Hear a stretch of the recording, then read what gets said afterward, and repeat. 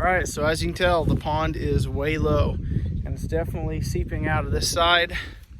There's a high point in the middle, and once it reached kind of the bottom of that high point, we could tell that this side is not draining and this side is every single day. So pretty sure it's the blocks that I've tied to the duck house. I could put 3 blocks out here and put cable wire to it. That way to keep it kind of centralized. Well, as it's kind of floated around, as you can tell, it's even moving right now. I think what has happened is it basically has been tugging on those bricks, big cinder blocks, and just kind of wiggling them enough that they've kind of wedged themselves all the way down and have kind of created a leak. So basically a break in my sealed barrier that I had here of red clay that I brought in and packed it with the roller. So what I'm gonna do is I'm gonna hop in here and see one right, there we go, there. I wanna hop in here and pull these out, kind of get in there. I got the waders on and going to kind of sift that soil around. Hopefully it will seal itself and we have like a week of rain. So we'll see with a week of rain if this will start holding a lot better. It was holding, you can see where it was holding up around the edges, which would make it probably about 5 to 6 foot deep in each end. And now it's just a matter of probably 2-3 foot max there in the middle. So I'm gonna get in here and see if this helps.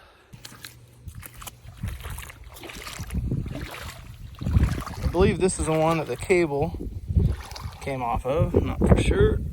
Let's see. Oh gosh, it's stuck in there. All right, so there's still some cable on this one. You can see it's wedged itself down in there a good, 3-4 inches maybe even there. I do know the cable broke or came off of one side, and this was the one. So I'll haul this out. I'm actually just gonna lay that cinder block right there next to the other one. I just have them randomly placed in here for extra structure, and that's where I'm gonna leave it. You can see the sediment that I'm stirring up already. So walk out here to the duck house. Ooh, I can tell it's definitely a whole lot softer as I get out here in the middle. So hopefully a lot of this sediment that you're seeing where I pull up these blocks, I will kind of move my feet around, see if we can't seal it. Now I've got to find these other blocks. Let's see.